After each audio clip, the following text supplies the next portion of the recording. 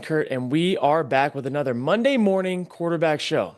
Now, we are in the thick of getting our rosters dialed in. Preseason's over. It's been a pretty good preseason. We've gotten a lot of information from a lot of players and a lot of teams. However, we have a lot to get to before we get this thing rolling. So, we have our quarterback situations, we have our quarterback battles, we have everything in between. I'm looking at the Giants quarterback room, I'm looking at the Browns quarterback room. I'm looking at some quarterbacks that Twitter rumblings, hot seats, coaches hot seats already. Like there's a lot going on and we haven't even started. But without further ado, we've got to kind of get this thing rolling. And I'm really excited to talk about some breaking news. Breaking news. Scary Terry McLaurin has signed a 3-year, $96 million extension to stay with the Washington Commanders. He got his bag finally, and I think it's well deserved. And I'm not going to lie to you guys, I don't think that Scary Terry was going to go anywhere. I don't think that the Commanders were going to let him go anywhere. They needed him so bad because he was their guy time and time again that was able to come up in the clutch in big time plays with contested catches and everything in between to win them games that otherwise would have left them out of the playoffs. They needed him. He needed the bag, and it was only time. We all knew it was going to happen, did we? I mean, they were not going to trade one of their better players. They were going to figure it out. And I'm going to be honest. He kind of played 3D chess here because he did not have to do training camp. His legs are going to be more fresh. He didn't have to get hit in preseason. He's going to hit the ground running. And now, I don't know if you guys know this, the NFL has a nice little gap between preseason and the regular season. So, Scary Terry has a couple weeks to get back into practice and playing shape. I love this. Chat's rolling. Thank you guys for being here, man.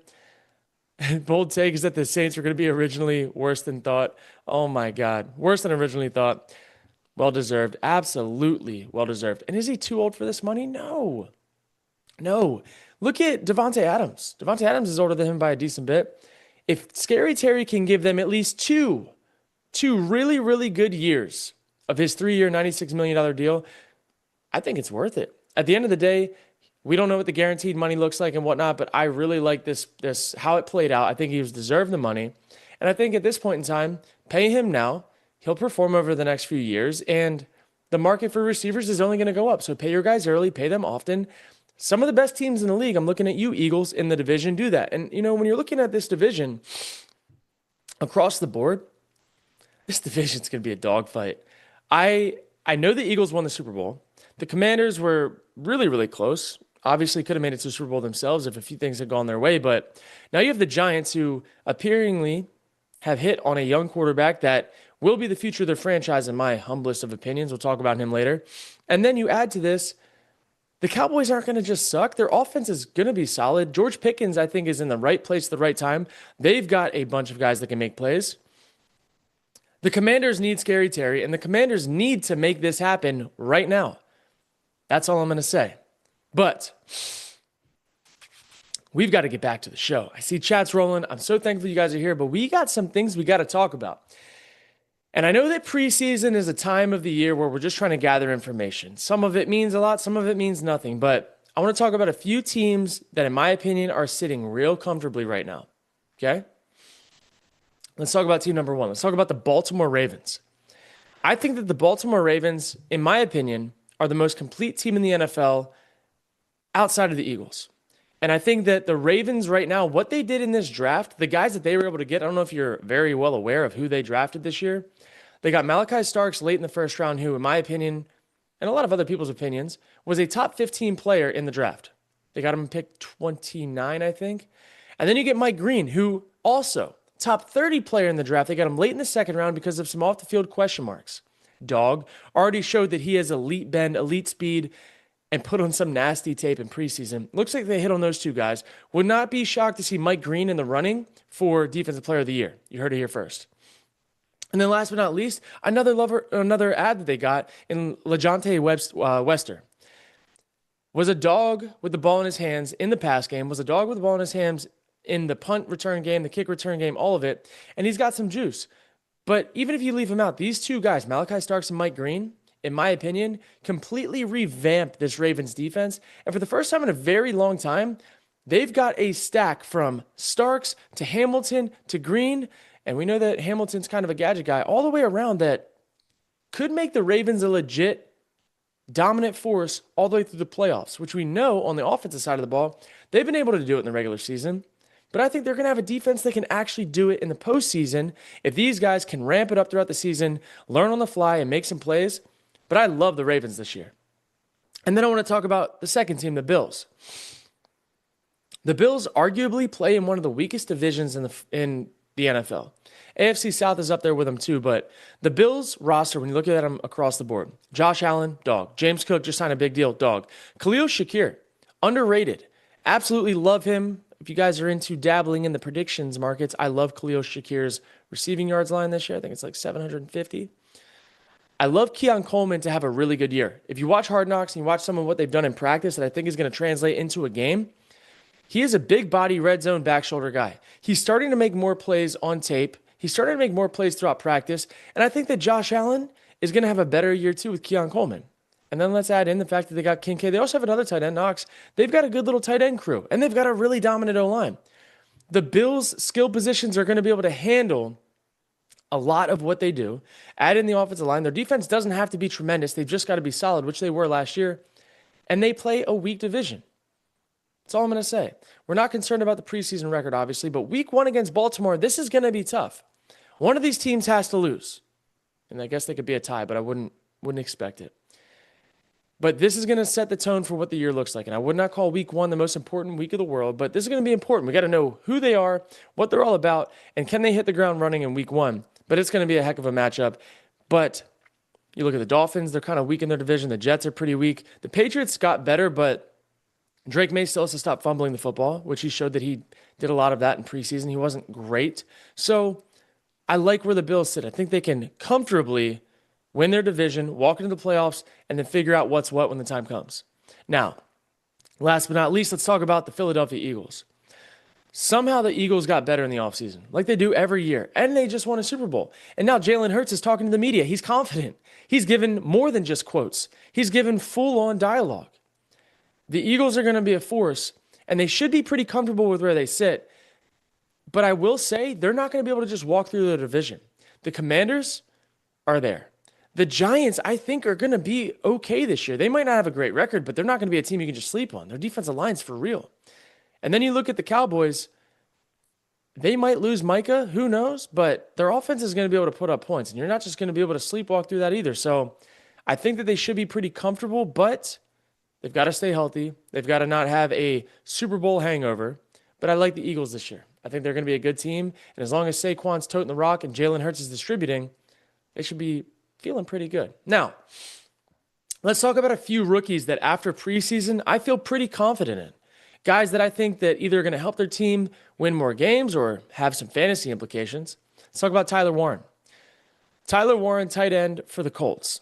If you watched him at all this preseason, he already looks the part. He made all the same plays in college that he made in preseason now in the NFL. Contested catches, getting smacked, getting back up. And again, the Colts starters played 35 snaps in preseason. Warren was on the field for 34 of them, and in 34 snaps, he had 4 targets and 65 yards. The average snaps in a game for an NFL offense is around like 60 to 64, unless it's like a massive shootout, high-paced game. Somewhere there. That's, if you just do the math, averaging about 100 yards a game if they use him as he was used in preseason. I really like Tyler Warren. He looked the part. He looked comfortable. He's a presence on the field. He's got great hands, and I think that he's going to be a problem. Look at him, man. Just meant to be in Indiana. Loves it. But I really like Tyler Warren this year, and I would not be afraid to take him in fantasy football, especially with the Colts quarterback situation. Those types of guys, they're going to want their tight ends, and they're going to be distributing the rock to them. But another guy I want to talk about. Let's talk about Abdul Carter. Abdul Carter with the Giants. That defensive line, guys, could be one of the best defensive lines in the league. And Abdul Carter could very easily not see much double team because of the presence that they have to give other guys on the field. And that's one thing you might not understand. I'm not going to say you don't. I don't know who you guys are. But NFL schemes, if you have one dominant pass rusher, the offensive line typically slides to that guy all game long. They'll double team him. They'll get 4 hands on him. They'll chip him with the D end. Well, Abdul Carter goes into a situation where he's already a monster D end. He's got a great D tackle on another D end on the other side. And then he's got another rusher that can come into the box. And they're 4 down front when they really want to get this speed rush going. the offense is going to have to decide who do they want to give extra presence to. And I believe that Abdul Carter is going to get a lot of one-on-one reps, and he's going to get a chance to get after the quarterback early, which means, like fantasy-wise, dude, the Giants' defense in fantasy football could rack up some points in the sack department if you're still playing in those types of leagues. So you heard it here first. Would not be shocked to see Abdul Carter have an absolute monster year, especially early out the gate before teams are double teaming him. You'll see adjustments made if he starts getting really dominant throughout the course of the year, and towards the end of the year, get extra hands on him. But I think early, they've got other problems on the defensive line that teams are going to have to key in on, that he might be able to eat early on that as we get this thing out the gate. But, man, this show is rolling, man. Let's get it. Thank you guys for hanging out and chat. Appreciate you guys being here. Absolutely. All right. Let's talk about RJ Harvey. Now, we never know what Sean Payton's going to do, okay? Never know. We don't know because RJ Harvey was last on the depth chart because that's what he does in preseason sometimes. RJ Harvey absolutely looked the part all preseason long. Look at this clip. RJ Harvey fits in the tightest of holes. Pause. He is special, though.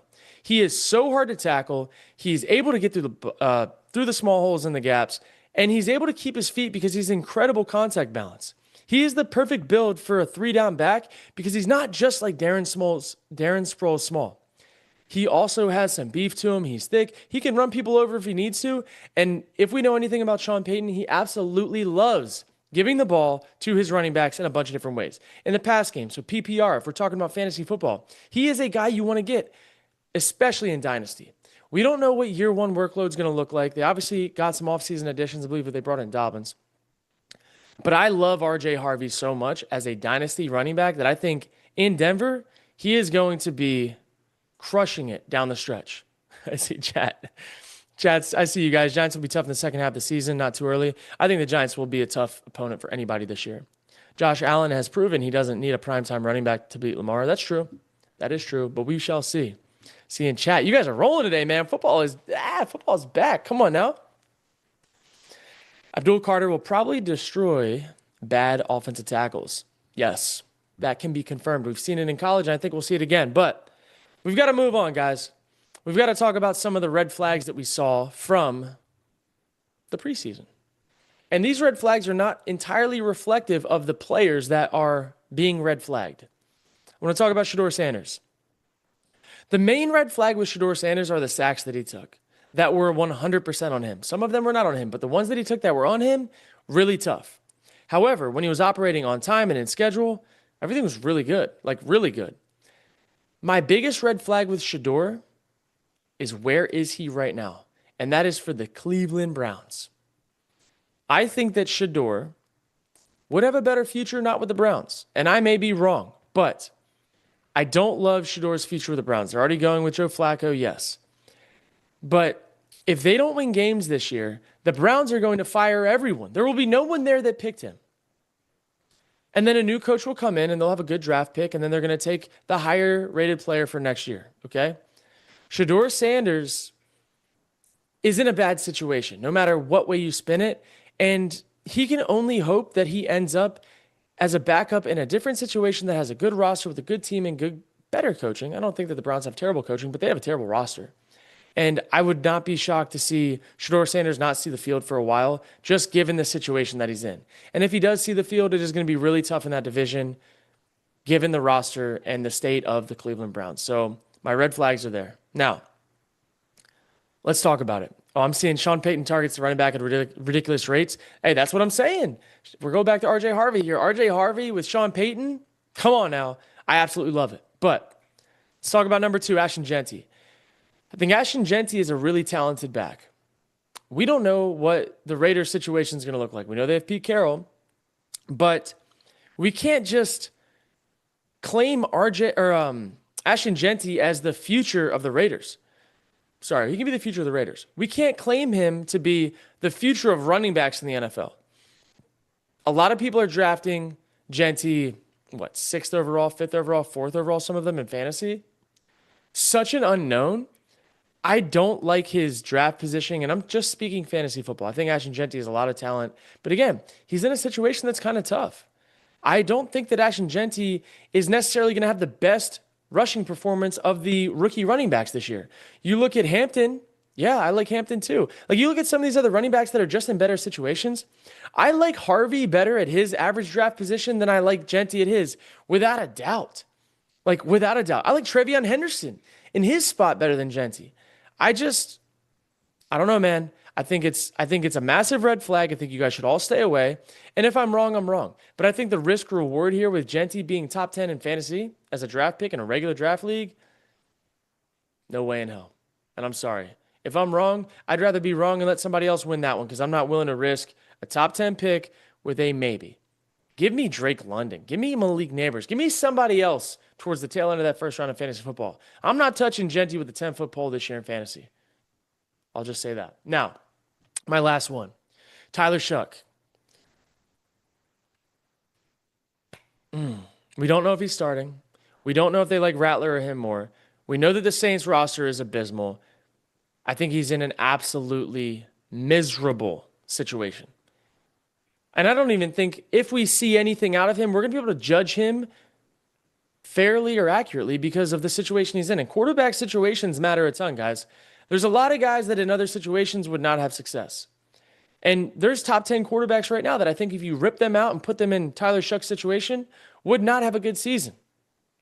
Like there's only a handful of quarterbacks that I think could statistically have a good season with the Saints this year. I'm staying away. The red flags are up, and it's not even a personal thing. It's not even about his performance. I'm staying away from the Saints as far as I can, not touching them. And if they end up having a good year, I'll miss the boat. I'm happy with that. But I'm not touching the Saints, and I'm not touching any of their players. Maybe Olave. But he better wear a double guardian cap because it's got to stay safe. But let's get down. Let's go move over a little bit. Let's talk about the cut down crunch, okay? We've got some interesting spots now we got to talk about. A lot of them are powered around quarterback rooms. Let's talk about the Giants quarterback room, okay? People love the three amigos. The people do. Jackson Dart, Jameis Winston, Tommy DeVito. And then there's Russell Wilson, this outball. This somewhat of an outlier, kind of oddball in the room, but he's presumably quarterback one right now. I just think that, I don't know, maybe I'm misspeaking here. I don't know many people that want Russell Wilson to be the starting quarterback for the New York Football Giants this year. I think they need to start Jackson Dart, have Jameis Winston be his moral support backup, have Tommy DeVito be the vibes guy in the room, and maybe send Russell Wilson down to New Orleans if they want him. I don't think that Russell Wilson helps this team win more games than Jackson Dart does this year. And I also think that Russell Wilson doesn't save people their jobs. I think that with the hot seat that the Giants coaching staff is on right now, I think they cut the dead weight, move with Jackson Dart, buy themselves some time, because if you lose games with Jackson Dart, it's going to be chalked up to developing your quarterback, as long as it's not miserable. Your defense is going to help them win. I think the Giants win football games today with Jackson Dart as their starting quarterback, and I think it's time. I think they need to go ahead and move on. Not to mention, when you watch Jackson Dart's preseason film, which I just broke down, which will be on my YouTube within either today or tomorrow, Jackson Dart went 32 of 47 for 372 yards and 3 touchdowns, and got it done on the ground as well. I think a rushing touchdown on the ground and a lot of rushing yards. I think that's actually exact math. He had like 7 drops in 3 preseason games, if not 8. And 3 or 4 of them were like decent gains, 30-plus yards. He could have thrown for easily 500 yards in 47 attempts if he was playing with Malik Neighbors, which he will be playing with Malik Neighbors in the start of the season if he starts. I think that quarterback room needs a shakeup, and I think it needs a change, and I think that that's how it should look. But I'm not the coach. I'm not the GM. Who knows? We'll find out soon. But now we got to get to the next quarterback room. The Browns. Joe Flacco's the starter. Kenny Pickett's there. Shador and Dylan Gabriel are there. I'm just going to say it. They drafted Shador and Dylan Gabriel this year in the draft. I think they've got to move Kenny Pickett.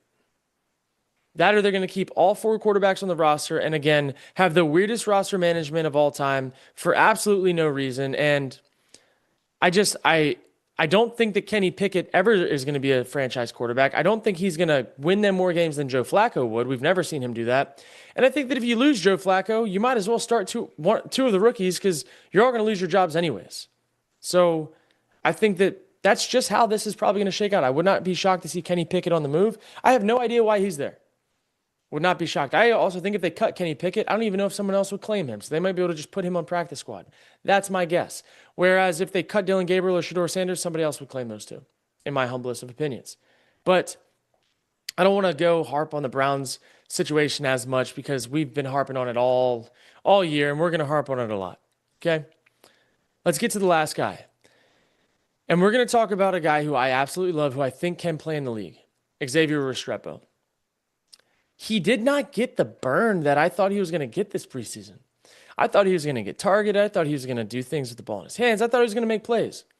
And when he got the ball in his hands, he made plays. He made contested catches. He made people miss. He had good yak, right place, right time. But for whatever reason, he didn't get to play with Cam Ward, which sucks. And he was playing with backups that just didn't target him. And I watched his film. I watched all of his routes that he ran.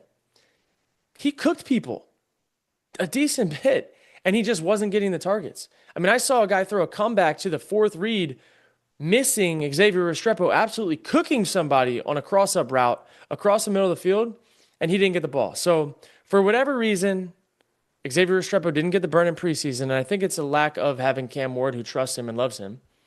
But Xavier Restrepo, I wish we got to see more.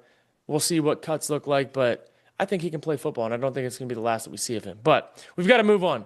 Last but not least, the last part of our show, we're going to talk about bold Week 1 predictions. And I have 3 games for you that I circled as my favorite upsets for Week 1. Who knows? None of them might happen. But I was scanning the whole board. These are my 3 upsets that I think could happen and would not be shocked to see happen. Number 1, the Ravens beating the Bills. Would not be shocked to see that happen. I think the Baltimore Ravens have the best roster in the league, and I think that if Lamar just doesn't fumble the ball in the playoffs, and if Mandrews catches the 2-point conversion, they might be in the Super Bowl. And then I like the Chargers over the Chiefs Week 1. I would not be shocked to see the Chiefs have a little bit of a Super Bowl hangover. I also know that maybe not, Rashee Rice gets suspended by the opener. He's expected to miss like 6 to 8 games this year. We don't know when it's going to happen, but Rashee Rice has gotten a lot of targets and has been a primary target for them throughout preseason, throughout camp, throughout all of that. Wouldn't be shocked to see the Chargers over the Chiefs in Week 1. And then last but not least, before we round out this show, I think the Falcons can beat the Bucs in Week 1. The Falcons offense I expect to be high-flying and just rolling all year long. But I will say the Bucs offense, I expect the same. It's going to be, does the Falcons defense show up this year? Now, they got some new rookies, a linebacker, DNs, all that. Can they show up in preseason and make plays? I mean, can they show up in Week 1? I'm still in preseason mindset. Can the Falcons defense show up in Week 1 and make plays and force Baker to be uncomfortable? We're going to find out. That's going to be a tough one. I think the Falcons can do it, but I don't know. I wouldn't be shocked to see it. I think the Bucs should win the game. Wouldn't be shocked to see the Falcons start off this year hot. But those 3 things, Ravens over Bills, Chargers over Chiefs, Falcons over Bucs, risky, but I wouldn't be shocked. And that's a wrap, guys. I appreciate you guys hanging out today. We've got a bunch of action coming up all year long. We're going to be live every Monday, same time, same place, talking ball, breaking down film, doing all the fun things that we get to do all season long. And I know that I've already looked at the board 20 times. I can't wait for Week 1. I know you guys can't wait for Week 1 as well. But we've got, a week and a half before we get there? There's going to be trades. There's going to be cuts. There's going to be a lot of weird stuff going on. So I'll be tuned in just like you guys to see what happens. But I'm Kurt Benkert, and this is another Monday morning quarterback show. I'll catch you guys next time.